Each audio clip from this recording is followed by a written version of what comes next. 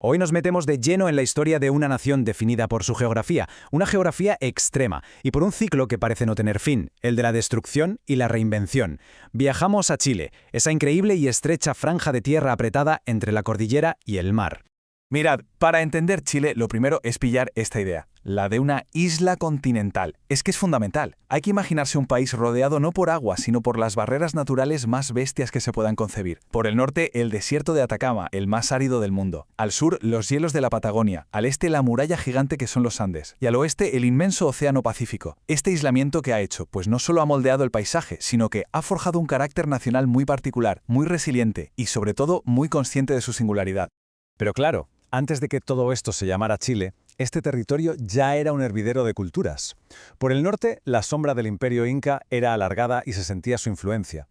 Allá lejos, en mitad del Pacífico, la enigmática cultura de Rapa Nui creaba sus moais. Y en el sur, el pueblo mapuche, que opondría una resistencia tan, pero tan feroz, que acabaría marcando a fuego la historia del país.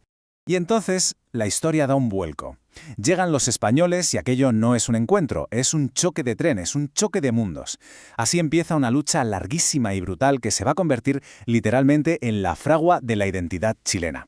Porque, a diferencia de otros lugares de América, aquí la conquista no fue cosa de un par de años, ni de lejos. La Guerra de Arauco fue un conflicto intermitente que duró casi 3 siglos.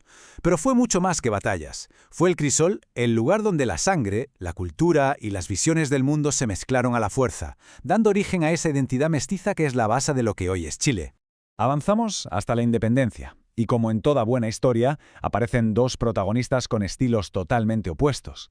Por un lado tienes el carisma arrollador, la pura energía de José Miguel Carrera, que es quien le da el primer empujón al movimiento.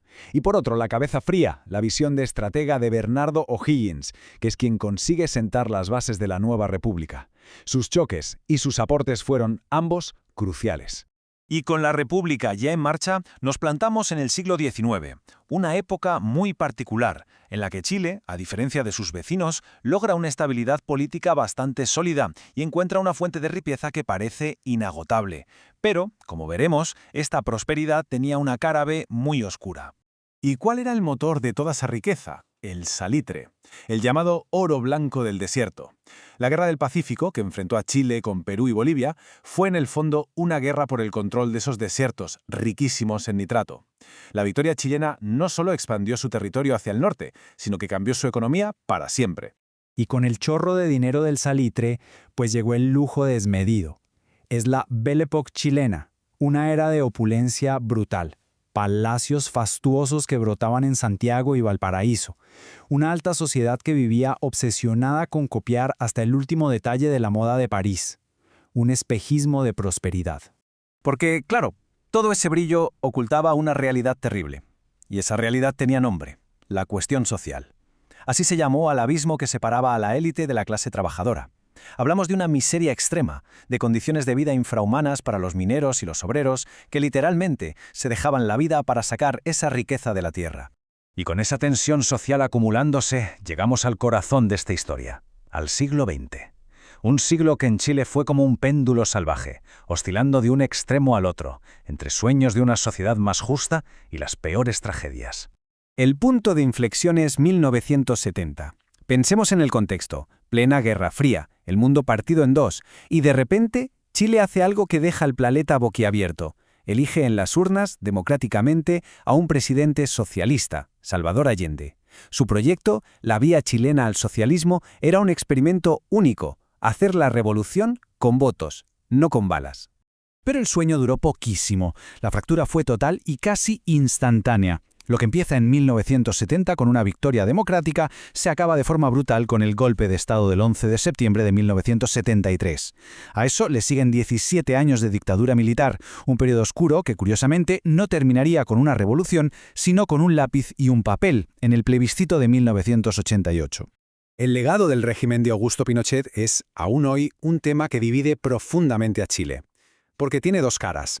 Por un lado, una transformación económica brutal, la imposición de un modelo neoliberal a rajatabla que cambió la estructura del país. Y por el otro, una represión sistemática y feroz, con miles de víctimas de violaciones de los derechos humanos. Y después de la larga noche, Chile empieza un capítulo nuevo, la vuelta a la democracia. A partir de aquí, empieza el enorme desafío de reconstruir el país, de intentar sanar unas heridas profundísimas y de buscar un nuevo pacto social sobre los escombros del pasado. Y el primer paso de esa reconstrucción fue histórico. El plebiscito del 88. Contra todo pronóstico, una mayoría de chilenos, un 56%, votó no a que Pinochet siguiera en el poder. Fue un acto de valentía cívica que abrió la puerta a una transición que, aunque compleja, devolvió la democracia al país. Con la democracia llegó una era de crecimiento económico espectacular. Durante los 90 y principios de los 2000, las cifras eran impresionantes. Tanto que internacionalmente se empezó a hablar del milagro chileno, y se acuñó esa frase. Chile era el jaguar de Latinoamérica, un ejemplo de estabilidad y modernización para toda la región.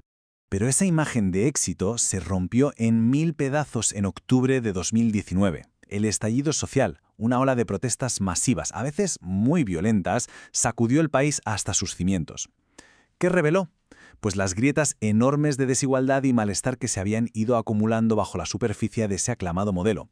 Era el descontento de décadas saliendo a la luz.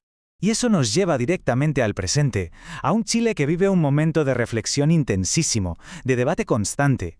El país está metido de lleno en el lío de redefinirse, de intentar escribir una nueva constitución, de buscar al fin un nuevo pacto social que incluya a todos.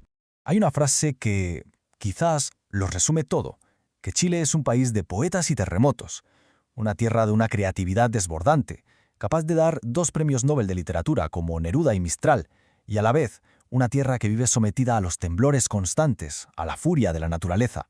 Y es que esa es la clave de toda su historia. La resiliencia, la capacidad casi infinita de caerse y volver a levantarse, de reconstruirse después de cada golpe, ya sea de la naturaleza o de la historia. Por eso, la gran pregunta, la que define su futuro, es esa. Esta vez, en este nuevo ciclo, ¿cómo va a elegir Chile reconstruirse de nuevo?